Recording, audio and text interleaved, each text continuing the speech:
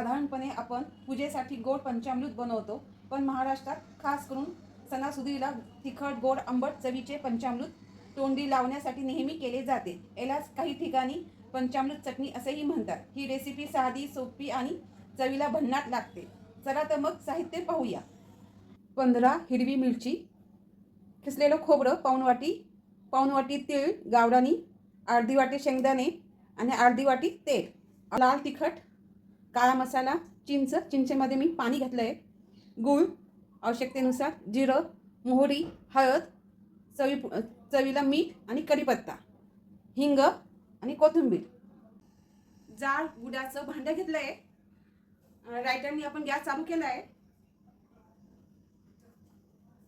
आपल्याला तीळ घालायचे. तीळ मी असं निवडून घेतले आणि ते तीळ आपण आता घालूया. गॅस मीडियम करूया आणि तीळ आपण आता भाजूया.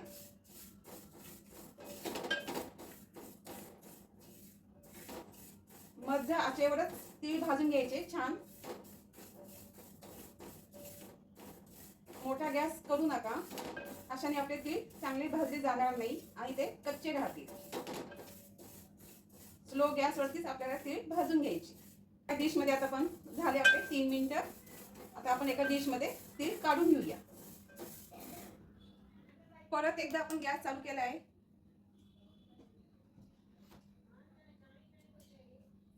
शेंगदाणे आपण निवडून घेतले ते घालूया.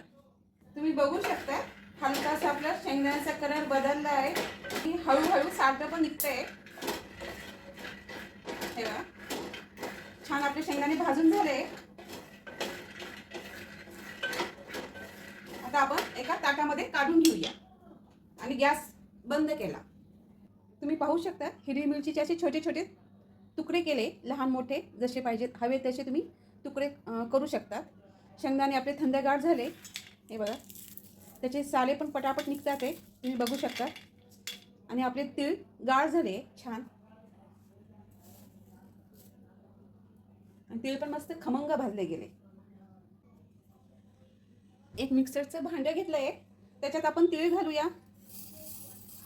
आता आपल्याला बारीक पावडर करून घ्यायची. त्याची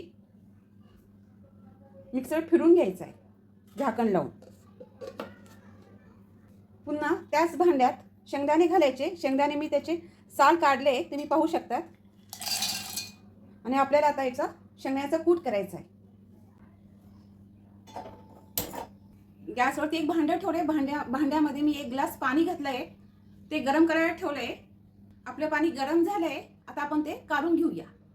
परत एकदा गॅसवरती भांडं ठेवले.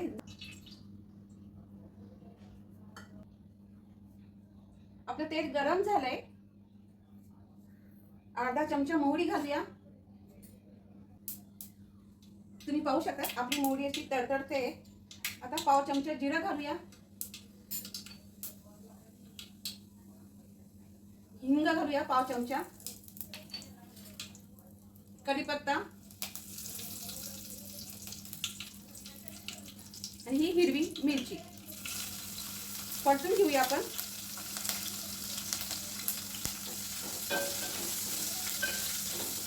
मिरचीचा रंग हलकासा बदलला आहे. याच्यातच आपल्याला किसलेलं खोबरं घालायचंय. आपण हे खोबरं भाजलं नाहीये, आपल्याला तेलातच भाजून घ्यायचंय. याला मीडियम गॅसवरतीच आपल्याला ठेवायचं आहे. मोठा गॅस केला तर मग खोबरं जळून जायची शक्यता आहे. मधून मधून हलवत जा,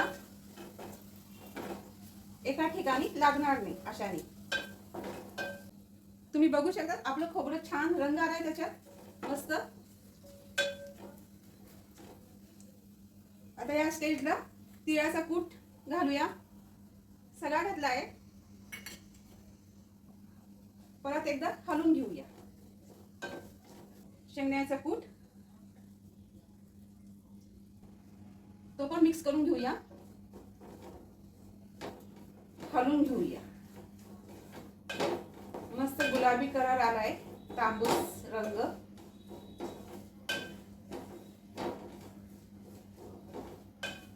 मध्यम आचेवरतीच भाजून घ्यायचंय. अर्धा चमचा हळद, लाल मिरची पावडर 1 चमचा, काळा मसाला 1.5 चमचा, 1 आणि हा अर्धा. हे आपण हलवून घेऊया. सर्व मसाले एकत्र करूया. आता आपण जे गरम पाणी केलंय ते अर्धी वाटी घालूया. अशाने आपले मसाले जळणार नाही. अजून थोडं घालूया पाणी. तिखट कमी जास्त करू शकतात. हे चिंचेचं पाणी घेतलंय, कोळ आपण काढून घेतली आहे आणि ती घालूया. चवीला गूळ, मीठ चवीपुरतं. परत एकदा काढून घेऊया. हे सगळं मिश्रण केलंय, त्याला तेल छान सुटलंय. तिखट कमी जास्त करू शकता तुम्ही. चिंचेमधलं फक्त पाणीच घेतलंय. चिंचेचा कोळ आपण साईडला ठेवलाय आणि झाकण ठेवूया. झाकण काढूया आपण. हा मस्त एक वाफ पण छान आली आहे आणि तवंग बघा किती सुरेख आला आहे. खाली बिलकुल लागलं पण नाहीये. वाव काय मस्त. एकदा टेस्ट करून पहा. गोड आंबट अशी ही चटणी असते. खायला खूप छान भारी लागते एकदम. कधीतरी करायला पाहिजे. आपण गॅस बंद करूया.